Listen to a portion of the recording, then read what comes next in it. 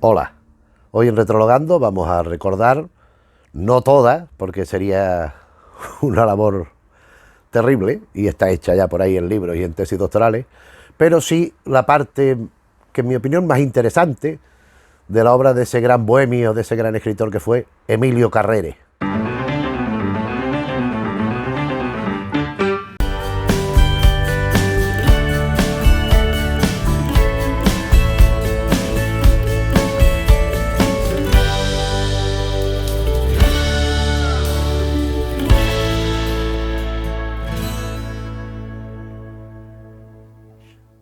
Emilio Carrere es el representante último, quizás, de la gran bohemia madrileña. Es un escritor con una serie de complejidades bastante curiosas. Fue un personaje que desde su nacimiento pues ya pues tuvo ciertas características que lo hacían un poco especial, ¿no?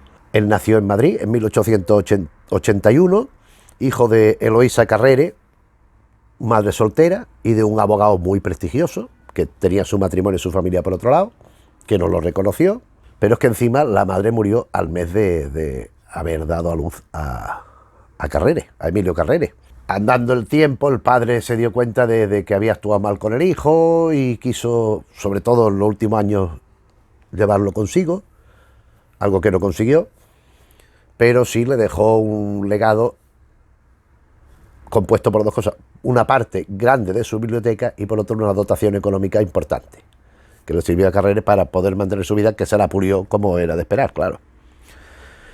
Carrere empezó coqueteando con la pintura, pero enseguida pues se sintió atraído por la poesía en principio modernista, y después cada vez con más inclinación a lo tenebroso, a lo tétrico, a lo prohibido, a lo malo. Y en su narrativa, pues un poco también se siente llamado por los mismos temas que va manteniendo también en teatro, donde hizo pocas cosas, hizo 3 obras, que dicen 4, pero son 3. Y bueno, pues él fue escribiendo mucho y sobre todo viviendo la vida nocturna del Madrid bohemio. O sea, le decían cara de luna, porque era un hombre. Vamos a buscar una novela de estas que viene su foto y se ve inmediatamente. Aquí tenemos unas cuantas que ahora iremos entrando en detalle. Aquí está una sin bigote ni barba, pero no era lo más normal, era el bigotito, era esto. Esta era la imagen de Emilio Carrere tradicional, con su sombrero, con su capa, con su bigote. Aquí está la misma otra vez. Esta es la imagen de Carrere habitual. Aquí lo tenemos fumándose un puro. Aquí parece Poirot. Esto podría ser una fotografía de Poirot también, de Hercule Poirot.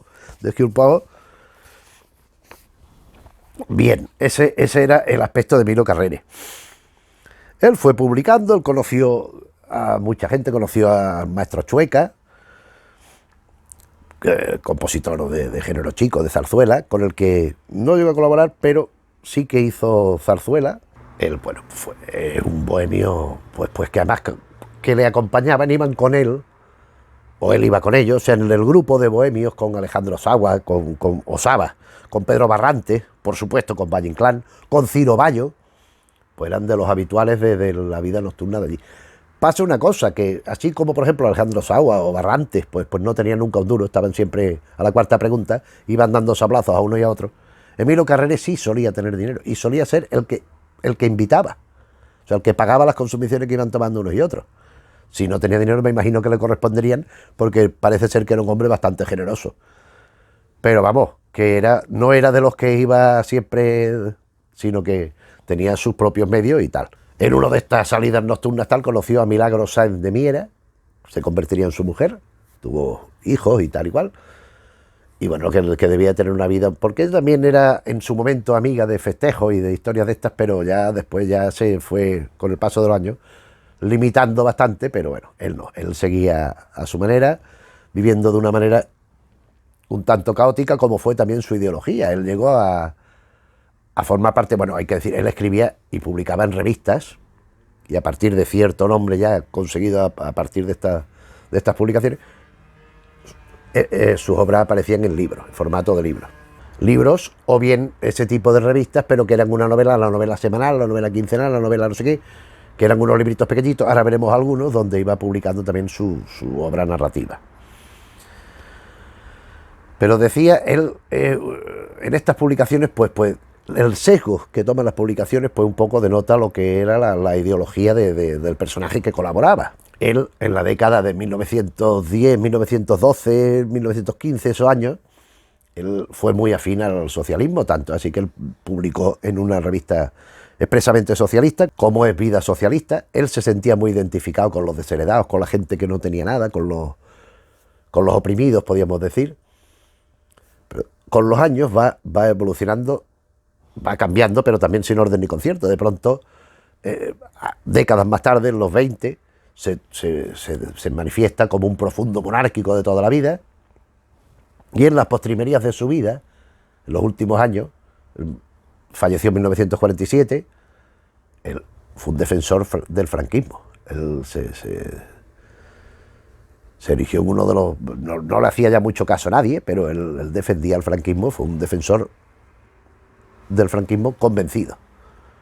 Esto, pues bueno, pues no viene a ser la coherencia un elemento fundamental de su pensamiento, ¿verdad? En su literatura, en definitiva, todo esto va dejando pues su pozo, o al revés, va cimentando lo que será todas estas vivencias, su literatura. Literatura que, por un lado, hay novelas de corte galante, de corte incluso, podríamos decir, erótico. A mí son las que menos me interesan, yo no voy a mostrar ninguna aquí, a no ser que esté en alguno de estos tomos que viene más de una obra. Unas obras también, por otro lado, de sentido destacado del humor, un humor de aventuras, de situaciones disparatadas. Él también se sintió, en cierta manera, atraído por esa impronta que después alcanzaría su auge con la otra generación del 27, que ya hemos hablado aquí, de Jardiel, de Miura, de Neville, de López Rubio. Neville, con el que tiene una vinculación muy importante y una deuda también muy notable. Pero, sobre todo, su foco de atención en su obra está en dos puntos clave. Uno, la bohemia, que tanto conocía porque él era pleno partícipe del asunto, y en otro, los barrios bajos, el mundo soterrado del Madrid de la época. Esa gente que vivía un poco al margen, esa gente que no entraban en lo que es la burguesía, y no digamos en las clases altas de la sociedad. Sí, a veces recurría a personajes de un nivel social amplio, de un nivel social elevado, de un poder económico importante, pero lo que a él le interesaba más era lo otro, era ese submundo, si se quiere, de delincuentes, de gente que vive, de menesterosos, que vive al día prácticamente. En cualquier caso, su novela más conocida, con razón, es La Torre de los Siete Jorobados. Aquí tengo la primera edición. Esta es una edición de 1924. Un libro, bueno, lógicamente esta portada se la ha puesto su propietario anterior. Aquí hay una cosa muy graciosa, que además es la única edición que ocurre, a ver si soy capaz de encontrarlo, que hay un trozo que es una invocación. La historia de la Torre de los Siete Jorobados es muy conocida, no quiero tener que resumirla aquí. Es un señor que está en un casino y se le aparece un fantasma, un espectro, que le pide que le resuelva un misterio que le ha condenado, que tiene que ver con unos jorobados. Efectivamente hay una especie de, podríamos decir, una secta, que se esconde en unas catacumbas, que son los jorobados, que van organizando y van tramando maldades y cosas. Y entonces ellos tienen también el prurito de la alquimia, un ambiente esotérico y tal y cual. Entonces hay en esta edición hay una formulación, una fórmula alquímica escrita en hebreo. Y ocurre que el señor de la imprenta, claro, el hebreo se escribe de derecha a izquierda, no de izquierda a derecha, y lo invirtió y lo puso al revés, de forma que no significa nada. Yo a un familiar de origen argentino, pero que vivía en Israel y tal, le pregunté y me dice, no, esto no significa nada. Se lo enseñé en esta otra edición, que sí viene bien, y me dijo, estos son palabras que no tienen, son palabras en hebreo, pero que no tienen significado, no es ninguna frase concreta, son palabras sueltas una detrás de la otra. Esta novela hay que decir, está en parte construida sobre materiales propios de carreras anteriores, como por ejemplo Aventuras increíbles de Sindulfo del Arco. Esto es una maravilla, esto es una de las cosas más divertidas, ahora volveremos sobre ella. Además con unas ilustraciones preciosas de un tal Ibáñez, que no era el de Mortadelo, pero bueno, que están recogidas en la edición moderna.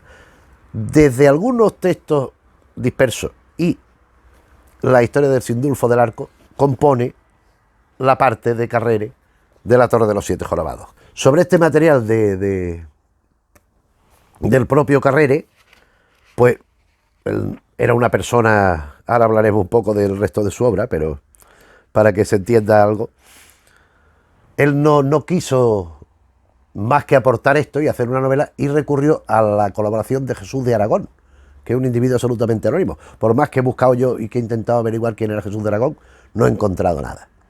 Jesús de Aragón es el que da forma y estructura definitiva a la Torre de los Siete Jorobados, que son estas dos ediciones que tengo aquí. Esta, como se puede ver, es un fotograma de la película, tratado, pero de la película de Edgar Neville, porque Edgar Neville hace la versión fílmica de la Torre de los Siete Jorobados, que es una de las mejores películas del cine español. Bien, ¿cuál es la técnica? Esto que estamos hablando a propósito de la Torre de los Siete Jorobados, de coger material precedente, es una técnica absolutamente habitual en Emilio Carrere. Emilio Carrere tiene una nómina de 200 novelas, de 200 publicaciones, 200 títulos distintos. Hay una señora, cuyo nombre ahora mismo no recuerdo, que hizo una tesis doctoral sobre Emilio Carrere y, entre otras maravillas, se dedicó a hacer un catálogo auténtico, porque en realidad no llega a las 50. ¿Qué ocurre? Pues que el hombre cogía, escribía un texto, lo publicaba, y cuando había pasado un cierto tiempo, a veces muy poco, pero cierto tiempo, le cambiaba el título y la publicaba como otra novela independiente, como otra novela inédita.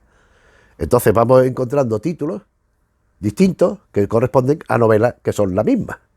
En alguna introduce algún cambio, hay alguna que recuerdo que cambia al final, pero pinceladas. Lo fundamental es lo mismo, cambiándole el título.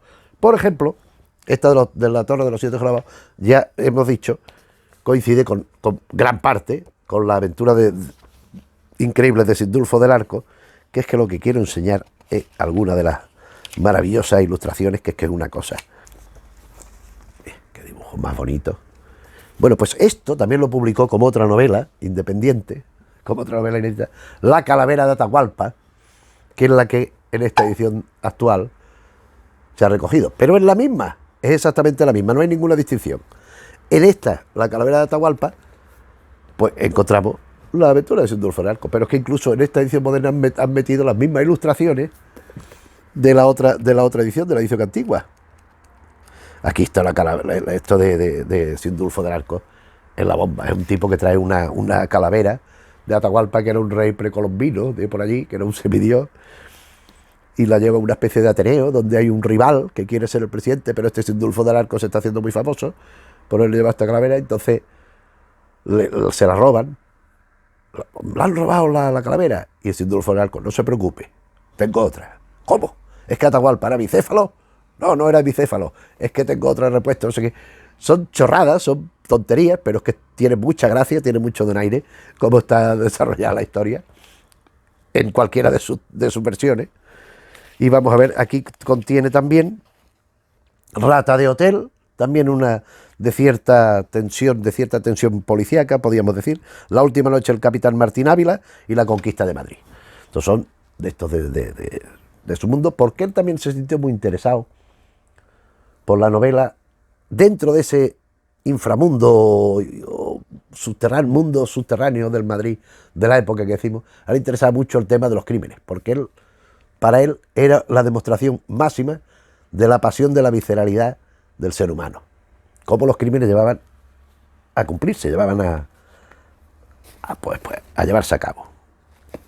Hay una aquí, la novela corta, Los bajos fondos del amor, que es precisamente esto que estamos hablando.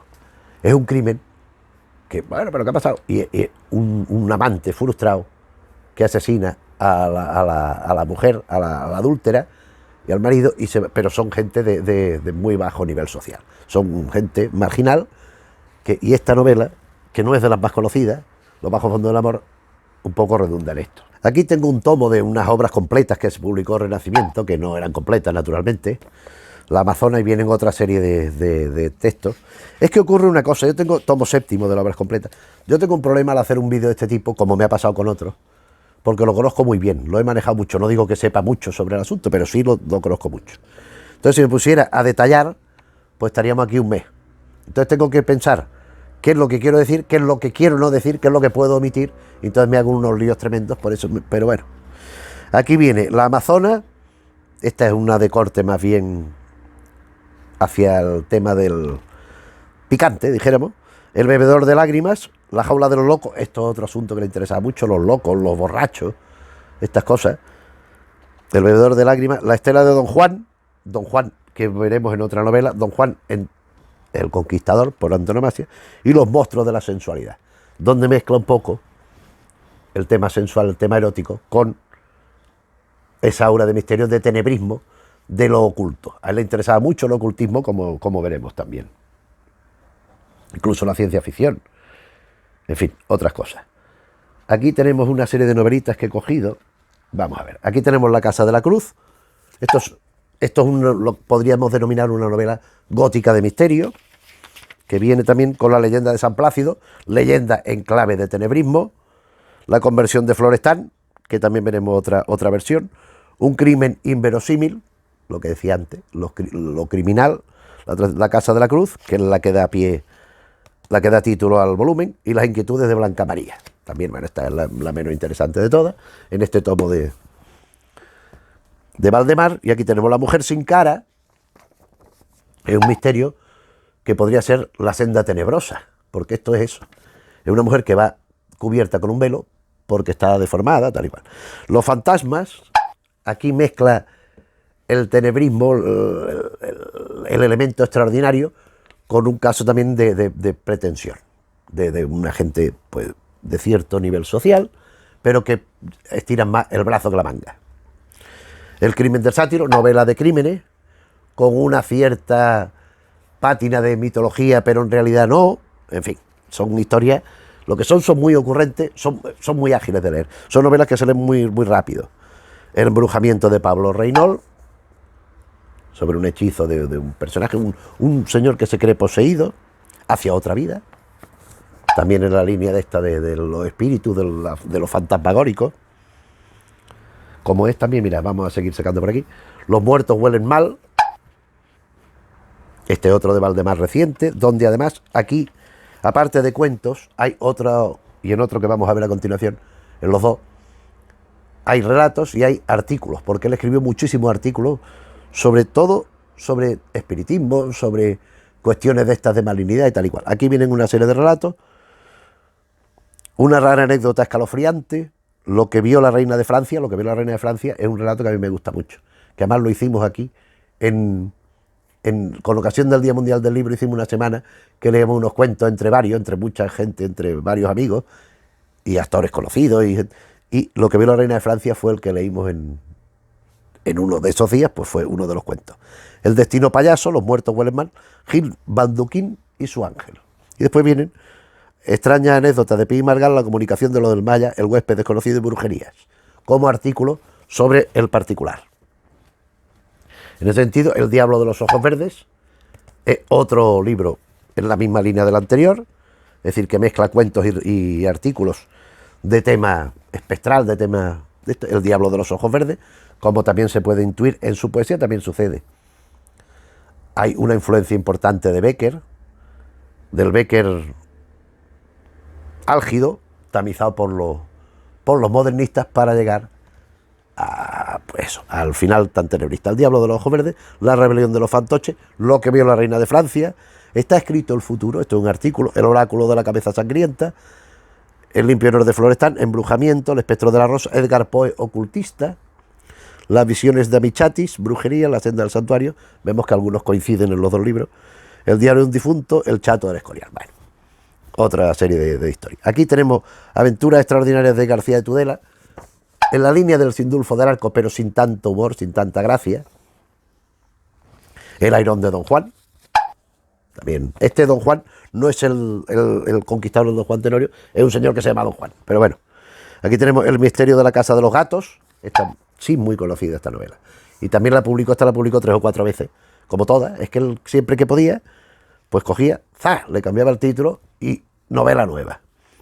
Un hombre terrible, en la línea de los bajos fondos del amor. Después tengo aquí, mira, El reino de Chundarata, es desde la perspectiva de la bohemia, el mundo de la farándula. El reino de Chundarata es todo eso lo que ahora se denominaría glamour, pero lo que hay y lo que se aparenta del glamour. Ese libro es muy interesante y él conocía muy bien estos asuntos. También tenemos, que en otro vídeo ya las comentamos, 3 novelas de ciencia ficción. Esto lo comentamos a propósito de los pioneros de la ciencia ficción en España, con el autor del Anacronópete, de los crímenes literarios, y estas, que son del misterio de la muerte. Aquí traigo unos poemas, de almas brujas y espectros grotescos, trae 5 artículos, y después novelas cortas: El viaje sin retorno, El embajador de la luna y La momia de Rebeque. Esto ya digo que lo comentamos en otro vídeo, no vamos a volver a incidir sobre el particular.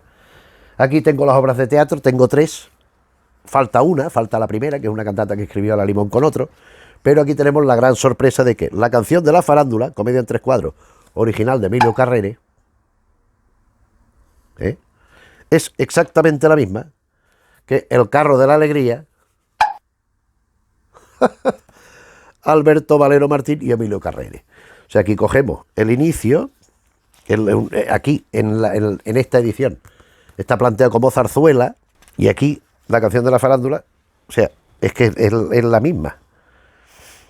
Patio un mesón, tal, Plaza del Pueblo, es el día alegre, suena el con alegre alboroto, viene a ser lo mismo. Bien, estas dos son sobre La canción de la farándula, El carro de la alegría, sobre esto vendría a ser un poco, se diría hoy, metateatral, sobre el ámbito del teatro. Bueno, y después tenemos aquí, con el maestro García Pacheco, La Manola del Portillo, música de Luna, probablemente su zarzuela más conocida, dentro de que no son excesivamente conocidas, en la farsa, La Manola del Portillo. Bien, esto es el teatro. Hay otra, ya digo, inicial, que es una especie de cantata, de escolanía. Yo la tengo, pero es que creí que estaba aquí, pero debe estar en otro sitio. Pero bueno, y por último vamos a hablar de la poesía, mínimamente, con 2 libros que a mí me parecen muy destacados. Ruta emocional de Madrid, esto es una edición muy reciente, que son poemas que va pues guiándonos por Madrid. Aquí tenemos una foto de Carrere. Y aquí, pues mira, empezamos la Plaza del Congreso, la Plaza Mayor, evocaciones de la Plaza Mayor, la Casa del Pecado Mortal, y va el Nocturno de la Puerta del Sol, y va pues realizando poemas sobre distintas partes de Madrid. Este libro yo se lo debo a mi gran amigo Gabino Diego, que aquí me ha dedicado el libro, que lo vio. Me llamó, ¿tú tienes esto? No. Y ¡paf!, lo metió en un sobre y me lo mandó. Es un hombre encantador, Gabino. Y esta ruta emocional de Madrid me pareció muy bonita, muy interesante, muy lírica. Él va otorgando en los poemas determinadas condiciones a ciertos lugares que en algunos están reflejados en sus novelas. Y como antología poética tenemos El Rey Cretino y otros poemas. El Rey Cretino es quizás su poema extenso más conocido. Entonces aquí tenemos El Caballero de la Muerte, este poema es muy conocido.